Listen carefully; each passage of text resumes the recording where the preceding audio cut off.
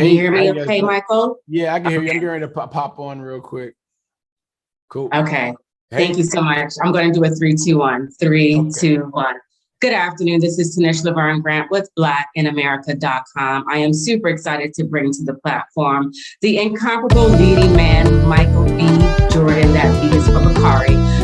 We know him from The Wire and Fruitvale Station and Black Panther and Creed and Just Mercy, which happens to be one of my favorite films, about Brian Stevenson. He did an exceptional job. Today, we're talking about your brand new film, which is amazing, Without Remorse. Without Remorse, you're playing a Navy SEAL. Yes, ma'am. Wow. Wow. First of all, that intro was awesome, and you dropped the Bakari, so appreciate it. That's awesome. It's great. Oh, listen, it's my heart's joy. It is my heart's joy. We're just so proud of you. My late father, Thomas Lamont Grant Jr., was a huge fan of your work. Okay. He passed away earlier this Sorry year to of hear that. COVID. So So thank you. sorry to hear that. He was so loved that I'm having this conversation with you today. Wow. So Okay. thank But you. no, thank you, and I'm so sorry for your loss. I'm really excited about this movie. I think it's for me as a kid playing, your Rainbow Six video game and envisioning yourself, in the missions and, playing the game and whatnot. So for things to come full circle and I get a chance to actually do the live action version of this, it's pretty cool. It's amazing. Did you ever get an opportunity to even chat or meet with Bill Goines, who was the first African-American Navy SEAL? I did not. I have not had an opportunity to talk with him. Oh, Wish wow. I did. That would have been amazing. We're going to have to make that happen. I know that you can Okay. make that happen. That would be amazing to pull some of his knowledge and to just even make him aware that you're playing a Navy SEAL. Hey, you putting me on right now. I appreciate that. That's actually a great idea. Oh, wow. Thank you. So in 2018, Frances McDormand at the Academy Awards introduced the Inclusion Rider.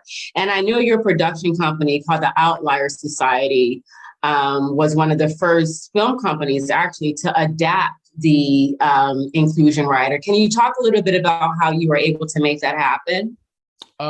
Yes. I feel like, when I heard that speech, and so, oh wow, that's something that we could actually implement and put into the company as a mandate, and fortunate enough, we had great partners to be able to, you know, that wanted that were like-minded, that felt the same way, and we helped, Warner Media, write that language for their inclusion, writer for the company as well. So hopefully that, that would, set the example, and set a precedent across the board that, other companies and other production, production companies and other studios would want to follow suit, in the same type of way. So I think leading the charge in that area, or not leading, or help leading the charge in that area, was something that was, important. But at the same time, it's like, it's normal for me, like it's things that I would do anyway. So the fact that it's something specific I could put down to hold other people accountable, other places accountable, I think was important. I love that. I love the name of your production company, Outlier Society, that you launched in 2016. Let's just talk a little bit about the name and what Outlier Society means to you. Well, it's stemming from Malcolm Gladwell's book, The Outliers. So like that was a huge inspiration for the name. It's something that I read, and what it means to put that 10,000 hours into your craft. To master a craft, and and what an outlier represents. Something that goes against the grain. It's something that can't be defined or put into the box. It's those outliers, and that's kind of how I looked at myself. And I wanted to become like a beacon of light to attract other outliers, and a place for people to come and and tell their stories and give opportunities to people who may not haven't had a shot in certain areas. So that was I guess that was kind of like where it started, and it's definitely evolved and grew since then into to where we are today. So yeah, so that's kind of a little background on Outlier. I mean, that's amazing. It's already 5 years old and it's cranking out amazing product, right? Extremely blessed. Extremely blessed. Well, so getting back to Without Remorse, you play, John Clark, this U.S. Navy SEAL who is pretty much seeking vengeance, for his wife who was killed by Russian murderers.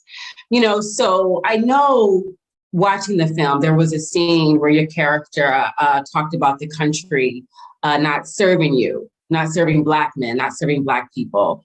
And I know that was not or could not have been. I'm assuming that it was not an original line because anybody really could play, John Clark.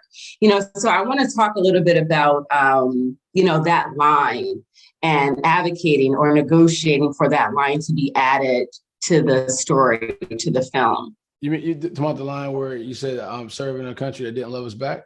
Right. Trying to love a country that didn't love us back. Yeah, that was something that honestly, me and Akiva, one of the producers on the project, it wasn't really no negotiating or anything like that. It was just like, man, this is something that, this is how he feels. I'm pretty sure this is something that he would say. And it was like, all right. And then we did it. It was really that simple on this one, which is, I guess not always the case, but when you change, a lead character like that, and you put it through the lens of a Black man, it comes with a certain level of specificity of feelings and outlook, and I think that was spot on to how he felt and how John feels, especially under the circumstances. And yeah, he just felt it worked.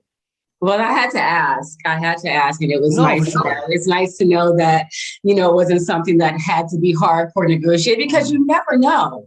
No, you never know. Yeah. I'm sure there's been, it's that, like I said, all the battles that have, come before me has made it, easier for me to sit here and say that it wasn't a battle when it came to this one.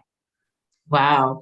What I love about Without Remorse is the beautiful friendship, that you have, with your colleague, who is just so beautifully well played. I'm sorry, I'm having a mind flub. Oh my goodness. What, Karen Greer, Jodie Turner-Smith? Yes, thank you. Mm-hmm. Jodie Turner-Smith for her gorgeous self. So proud of her. She did a phenomenal job. Let's talk quickly, if you can, just about, that relationship that John has with her character. Yeah, we both those in, I think showing that camaraderie, I think was really important, but not teetering on the line of like romance or anything like that, because we really wanted to protect and honor, the relationship between Pam and John. And we didn't want to allude to anything that the audience could take out of context or anything like that. But there is a certain love of a brotherhood, of a brother and sister relationship between the two. Because, when you're in battle with people and you're taking bullets and you're saving one another and people are losing their lives, it's a relationship and a bond that can't really be explained, especially because if you've never been in those situations. And we felt it was important to show her, in the field, but then also, in her dress, in her dress blues, and being able to be, in those rooms in DC and talking to, Secretary of Defenses and other generals, and being able to really, show that comfortability in those spaces and that power in those spaces also. So it was a nice balance between the two. You did. Both of you, the whole cast, exceptionally well. Really quickly, as we wrap up, what is purpose and legacy for you? Oh man, purpose and legacy, not leaving anything on the table. I think making the most out of the time that I have here and pushing the bar forward, and leaving things behind that's going to last a lot longer than I am. I think I think you're defined by who you help, and who you put on. And that's something that, I think about a lot.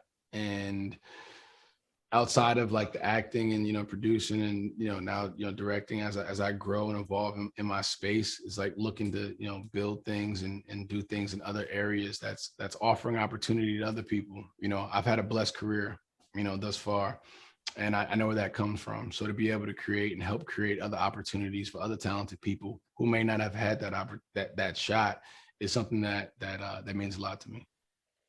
Well said, Michael Bakari Jordan. Thank you so much for your time today. Again, Tanisha Laverne Grant, blackinamerica.com. Thank you, Appreciate it. Michael. No, thank you. Beautiful interview. Thank you for talking with me. Thank you. Thank you. You were wonderful.